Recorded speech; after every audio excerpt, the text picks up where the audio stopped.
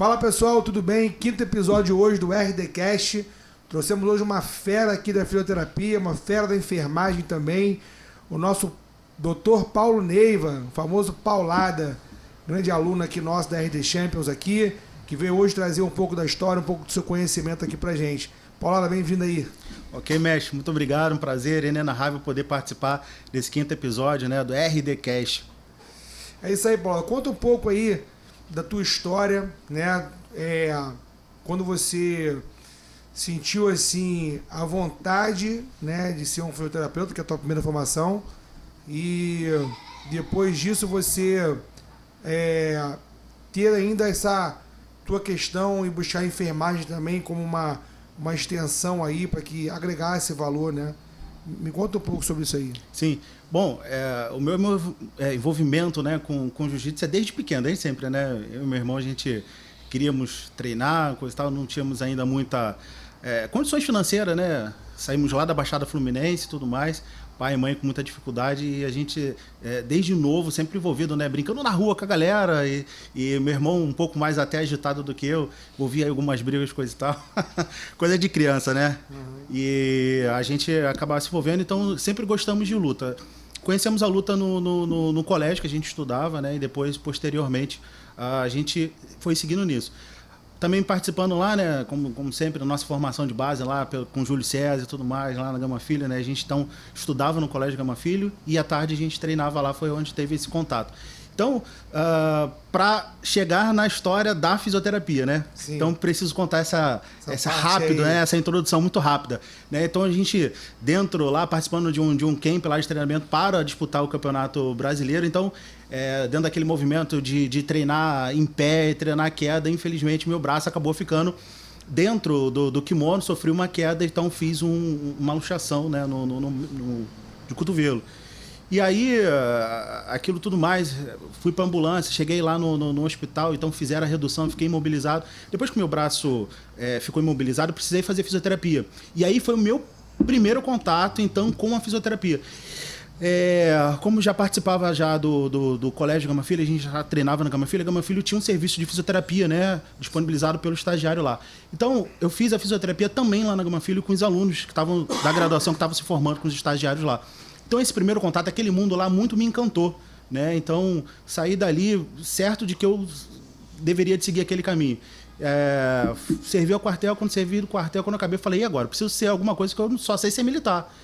E aí eu fiz um teste vocacional e bateu certinho com aquilo que eu já tinha passado, que aquilo já tinha determinado, coisa e tal. Parece que às vezes a gente quer fugir um pouco daquilo que está determinado, daquilo que é o nosso propósito, daquilo que Deus determinou pra gente. Então, eu acabei fazendo fisioterapia, me formando como fisioterapeuta, e dentro da graduação de fisioterapia não tinha outra razão a não ser trabalhar com a parte de traumato-ortopedia. Então, me especializei nisso, fiz depois uma pós-graduação.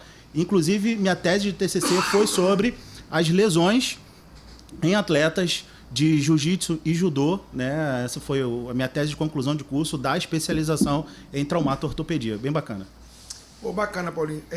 O que gerou em você mais essa questão, assim, você se formou, né? Você é fisioterapeuta por vocação, né? Comprovado isso que você está falando aí. E o que, assim, essa extensão para a área da enfermagem também, dessa tua especialidade, o que foi, como você teve essa ideia, isso pintou em você também de uma forma natural? Você identificou essa parte aí da enfermagem, como é que foi isso? Então, com relação à enfermagem, isso foi algo que me despertou com relação ao cuidado, né? Tanto cuidado com a minha avó, cuidado com meu pai, né? Meu pai sofreu, infelizmente, ele já faleceu, e teve uma lesão gravíssima, que é chamado de ataxia cerebelar, onde os movimentos, a coordenação motora dele fica deficitária. E depois minha avó, os cuidados, né? Então eu senti muita necessidade, exatamente, a fisioterapia já me ajudava, mas eu sentia que faltava esse algo a mais, esse cuidado a mais, em que a enfermagem, né, ela me deu essa oportunidade. Engraçado que eu entrei dentro da enfermagem querendo melhorar esses cuidados, esse relacionamento, né, essa arte do cuidar, né? Então, pensando exatamente nos meus pais, nos meus avós e tudo mais, fui fazer, então, a especialização em UTI. Dentro da UTI, teve uma grade em si que era cuidar de pessoas que tinham feridas. E chegou no estágio prático, eu falei, rapaz, eu não sei fazer esse curativo. Eu fiquei louco. E aí eu reuni com alguns amigos, né? E nessa reunião com alguns amigos, nós fomos para a Bahia, para um congresso lá na Bahia, para me identificar. Lá dentro, na Bahia, então eu tive a oportunidade de ter o contato com esse mundo, com esse universo de tratamentos de feridas e tudo mais. E teve uma palestra que me marcou muito, que foi sobre empreendedorismo na enfermagem, sobre tratamento de feridas.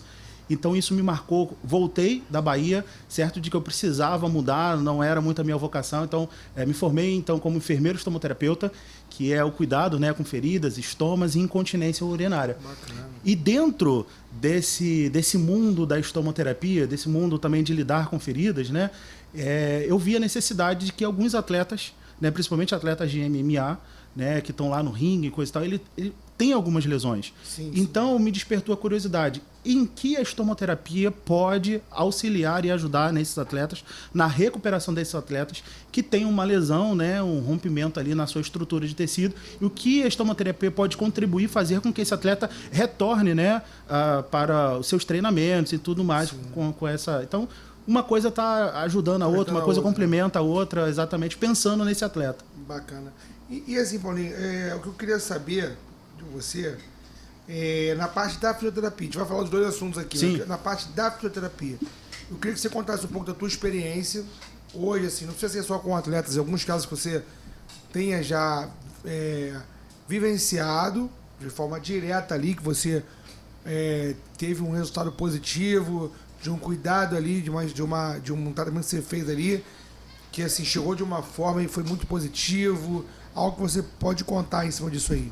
Sim, a gente faz alguns atendimentos, né? Eu gostaria de, agora aqui de primeira mão, Sim, já anunciar que dia 7 agora do próximo mês, 7 de junho, o consultório já vai estar inaugurado, aberto. Eu estou montando um consultório específico para isso, né? Para atender a esse público, trabalhando com saúde integrativa, né?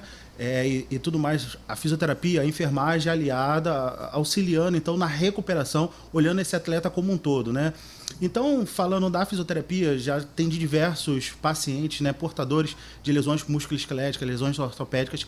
Então, a fisioterapia em si é um tratamento personalizado onde a gente pode contribuir e auxiliar a recuperação dessa pessoa em si de uma forma mais assertiva, mais rápida, fazendo. Hoje em dia a gente tem algumas tecnologias que inclusive está disponível lá no consultório, como a laser terapia, a LED terapia, a terapia Purilib, que tem uma recuperação mais rápida do paciente. Hoje a gente também tem a ozonioterapia, né, que ajuda, auxilia muito na recuperação também de diversos tipos de lesões. Então a gente realmente trata esse paciente de uma maneira bem personalizada, de uma maneira bem específica, visando a recuperação desse paciente como um todo. E graças a Deus a gente tem tido diversos êxitos desses pacientes que às vezes chegam lá reclamando, né, principalmente, por exemplo, o público idoso chega lá reclamando de muitas dores no joelho, incapacidade de realizar suas atividades de vida diária. E graças a Deus, com esses tratamentos personalizados, a gente tem conseguido ajudar esse tipo de público. Também os atletas também, que acabam indo lá e não só participando também dessa tecnologia, mas individualizando também o tratamento, suplementando esse atleta, passando, né, prescrições específicas para esse atleta, que vai ajudar ele na recuperação, aliviar dores e tudo mais. Isso tudo pensando numa recuperação, numa reparação tecidual mais assertiva e mais rápida desse atleta. Então, assim, Paulinho, hoje que a gente tem visto, eu particularmente vejo bastante isso, o pessoal hoje, de vários esportes, não só do MMA, do jiu-jitsu, mas de vários, não só de lutas que eu digo, né? O pessoal fazendo hoje muito a situação da ozonioterapia, né? Até algum tempo atrás, eu acho que para muitos isso é uma coisa ainda muito... Tem gente que nem conhece isso. O que é ozonioterapia? O que significa? Depois eu soube que só a galera da fisioterapia que faz esse procedimento. Eu queria saber hoje como como está acontecendo a ozonioterapia, né? Quais os benefícios dela hoje, se você puder falar. E eu também ouvi a questão que tem a ozonioterapia, isso com sangue. Isso. Essas questões todas, você poderia falar um pouco para a gente sobre isso? Sim. Bom, hoje, atualmente, a gente tem uma regulamentação, o CREFITO, né? Ele já regularizou, assim como o COFITO, que é o Conselho Federal de Fisioterapia, que é o COFITO, e o nosso Conselho Regional aqui no Rio de Janeiro, que é o COFITO 2, já está regulamentada a prática da ozonoterapia para os profissionais de enfermagem, né? Assim bem como também os profissionais da enfermagem também estão trabalhando também com a ozonoterapia, certo? Sim, bacana. Tanto, assim, outros médicos, a parte... Também outras profissões também estão relacionadas.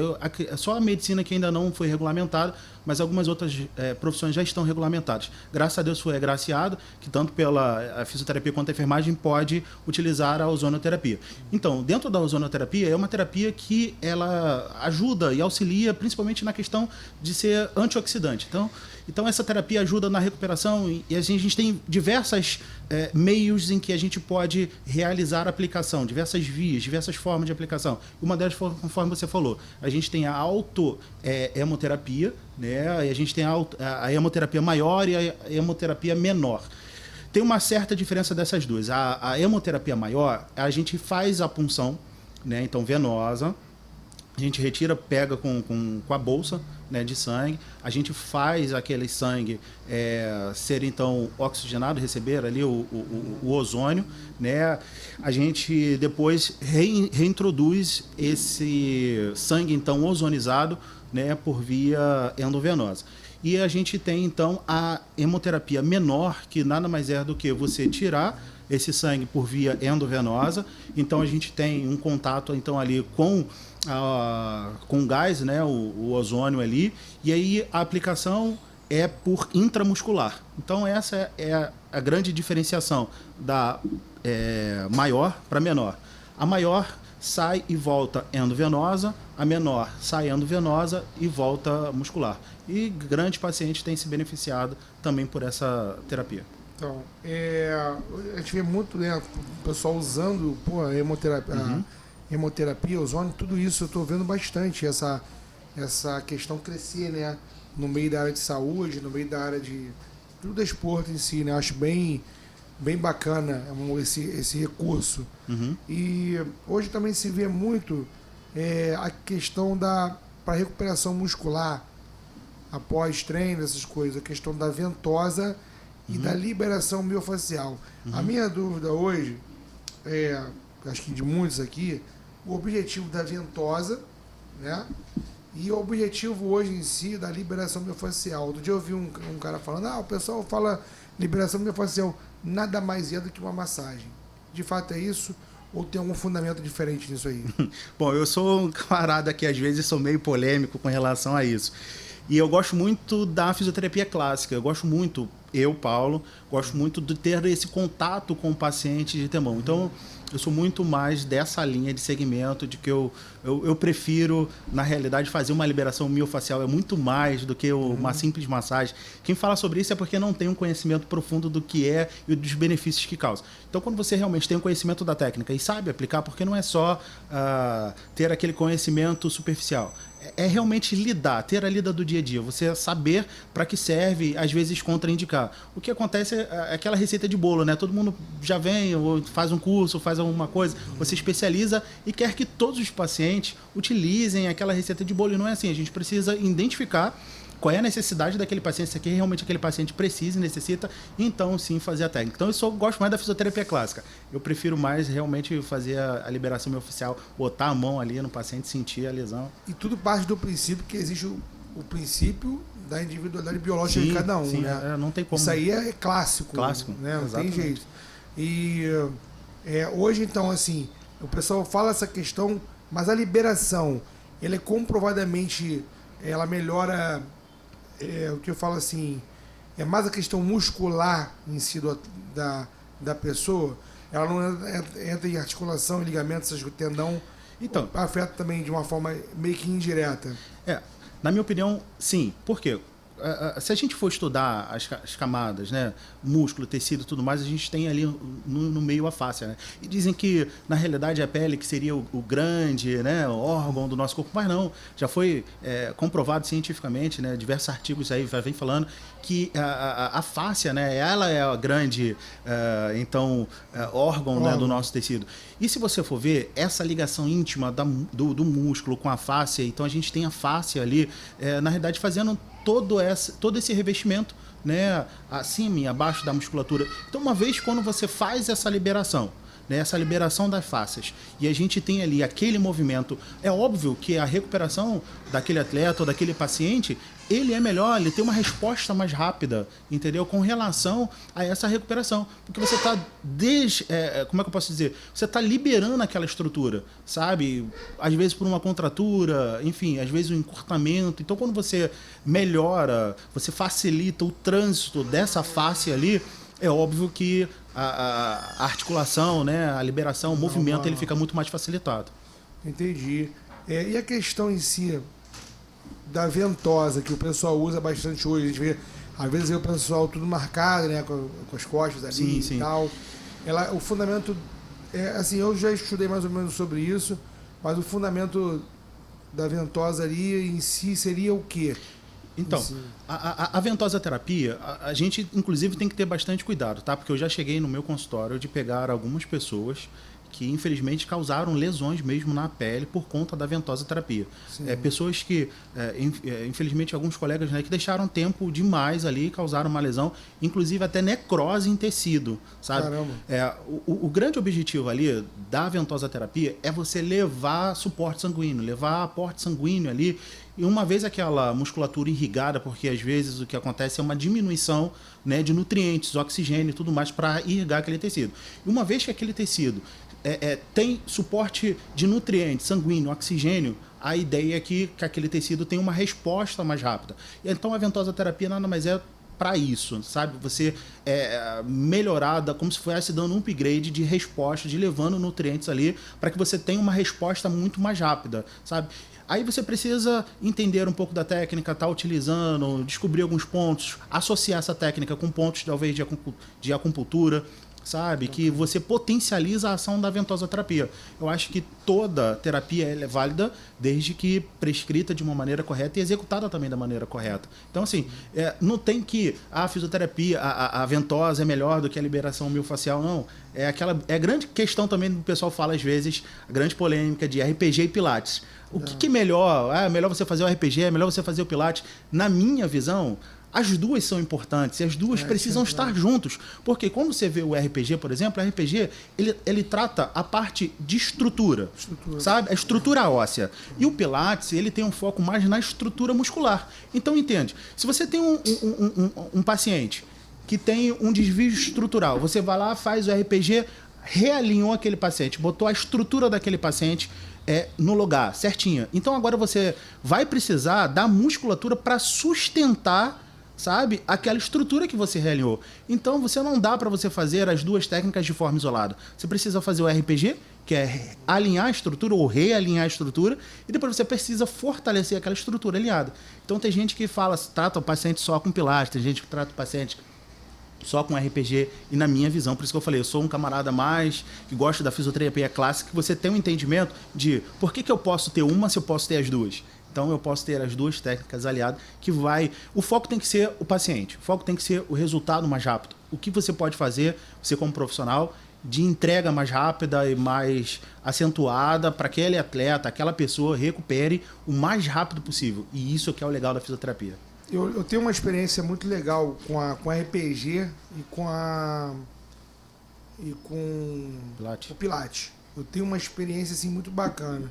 O RPG, eu lembro que muito tempo, quando eu descobri que eu tinha hernia de disco, e eu fui no médico, fui fazer a fisioterapia, que eu tava assistindo dor. Aí o cara, não, tem que fazer um RPG pra dar pra afastar um pouco o disco, dar uma... Cara, eu lembro que o cara me deixou, cara, não sei quanto tempo não, mas o cara me colocou em posição anatômica na parede, né, palma da mão pra frente, aí o cara, ele falou, fica parado aí. Eu lembro que, cara, e o cara, aí ele ficava no relógio, aí ele ia me arrumando, olhava meu ombro ali, cola aqui, a mão pra cá, a lombar, encosta mais. Eu sei que eu saí de lá que parecia que eu tava até maior, entendeu? Aí eu falei, pô, mas vai fazer um time bacana. Eu só não dei sequência. Como é que é atleta, né? Começa ex-atleta, né, e tal. Lá. Mas aí, pô, depois de muito tempo, o cara me convidou a fazer uma aula de Pilates. Eu tinha uma visão, eu falei, irmão, isso aí não, porra.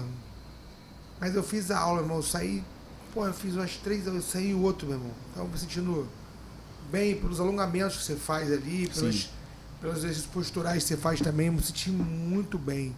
Mas muito bem mesmo, sabe? Assim, tava... E achei bacana isso, entendeu?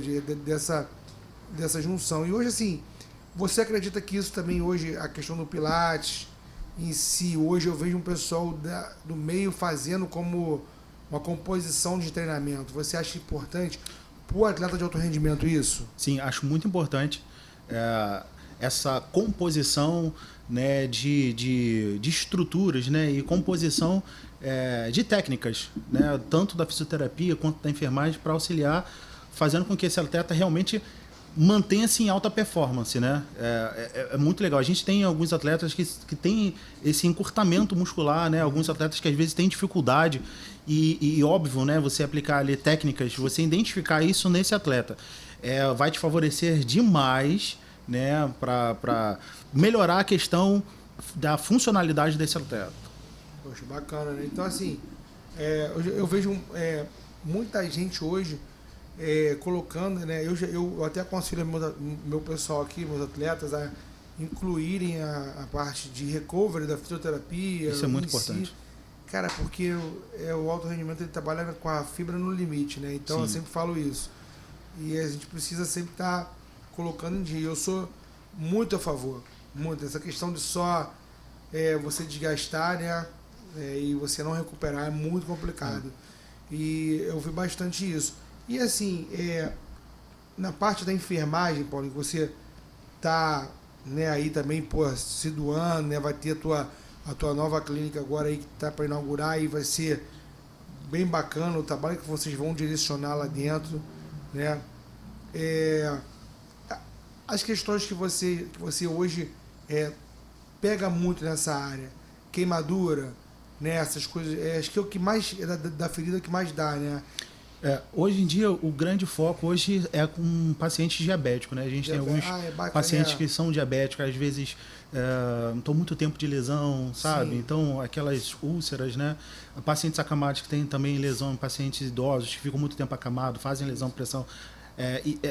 Paciente queimado a gente pega também, mas são momentos específicos. Das escárias que dão pelo tempo que fica numa condição. Exatamente. Parte, né? Agora a nomenclatura mudou, né? Mas escária agora chama-se... Não, perfeito. Agora chama-se lesão por pressão, só para poder identificar, porque às vezes, né, a gente tem alguém dentro de casa que tem algum parente ou conhece alguém com esse tipo de lesão, né? Então, principalmente esses pacientes acamados, pacientes idosos, então, né, ou algum outro paciente que fica muito tempo acamado, pode ser que ele acaba sendo, infelizmente, sofrendo, né, esse trauma, né, essa lesão aí, que nada mais é do que a falta de oxigênio naquele tecido, e pela falta de oxigênio e nutriente naquele tecido, aquele tecido acaba necrosando, sabe? Então acaba gerando essa ferida. Por isso que é tão importante essa questão da mobilidade, da gente estar trabalhando a musculatura o tempo todo.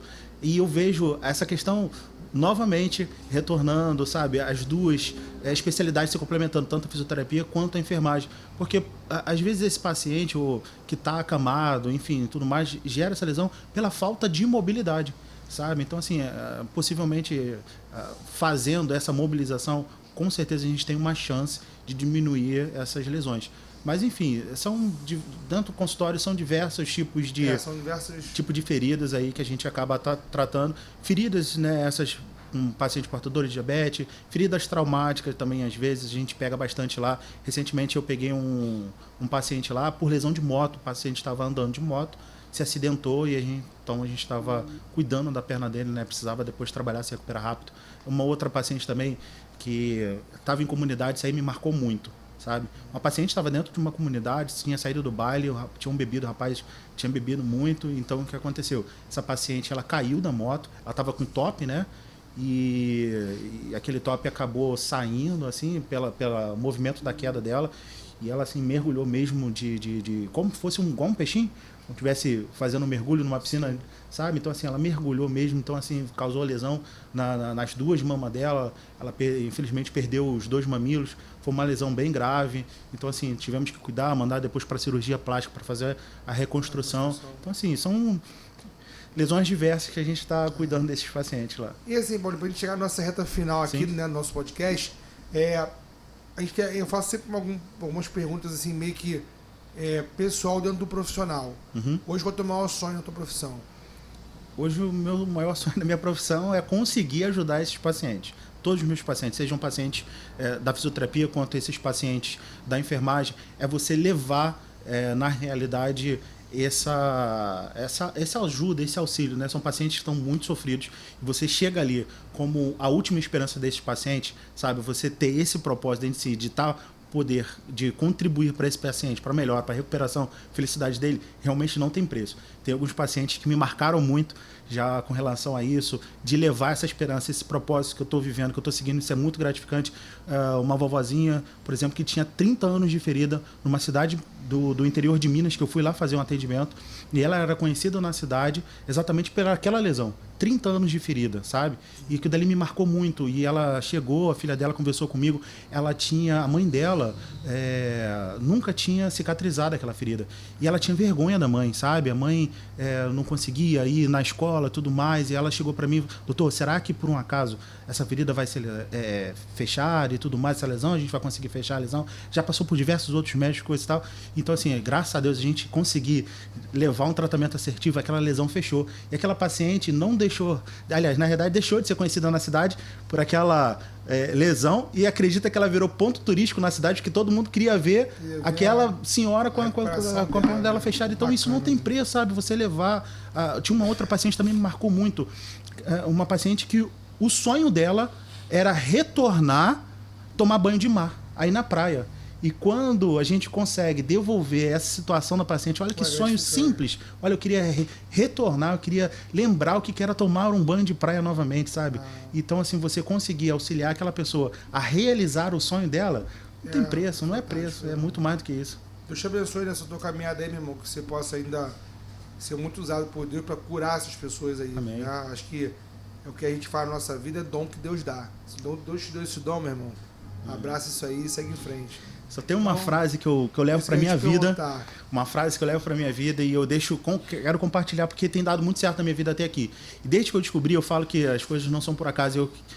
Eu falo que essa chave é uma chave de sabedoria. E essa chave de sabedoria, eu tenho uma convicção de que, enfim, cada um tem suas crenças e tudo mais, mas eu sou um camarada cristão e eu tenho a convicção de que foi Deus que me deu essa chave de sabedoria em que eu utilizo e aplico na minha vida. Essa chave significa tempo mais energia é igual patrimônio. Então, eu tenho isso para minha vida, eu tenho essa chave de sabedoria que eu aplico isso em todas as áreas da minha vida.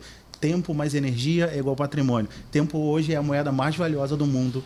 Então, qualquer coisa que você vai precisar não é dinheiro. Você não consegue chegar, por exemplo, numa casa de câmbio, você, né, que acaba com a galera, vai viajar, vai ter atletas viajando para cima e para baixo. Você consegue na casa de câmbio comprar dólar, consegue comprar outras moedas, real, enfim, seja. Mas tempo você não consegue comprar em lugar nenhum. Onde é que compra tempo? Chega aí, você não consegue comprar. Sabe? Então, assim, energia é o nosso trabalho, aquilo que a gente emprega, sabe? Estou falando dessa energia cósmica que todo mundo às vezes não acredita. Energia, quando eu estou falando de energia, eu falo de trabalho, sabe? E quando eu falo de patrimônio, realmente é aquilo que você quer construir, que é completamente diferente de herança. Herança é aquilo que você recebe e patrimônio é aquilo que você constrói. Então, assim, seja família, que seja seu patrimônio, seja seu estudo, que seja seu patrimônio. Enfim, tudo que você queira conquistar, tudo que você identifica como patrimônio, necessariamente vai passar pelo tempo e vai passar para energia. Então eu tenho isso como chave de sabedoria na minha vida. Então tudo que eu vou construir de patrimônio eu utilizo. Então eu quero compartilhar com vocês essa chave de sabedoria também. Tempo mais energia é igual patrimônio. Bacana. Pessoal, então, vamos ficar por aqui agora. Foi bastante produtivo o nosso bate-papo aqui. Agradecer ao Paulo mais uma vez. Eu que agradeço. Tirar o tempo para vir aqui, falar um pouco do teu conhecimento, que você está aí. Espero que esse bate-papo aqui tenha somado para todo mundo aí de alguma forma. Valeu, pessoal. Tamo junto. Olá da Ossa. Valeu.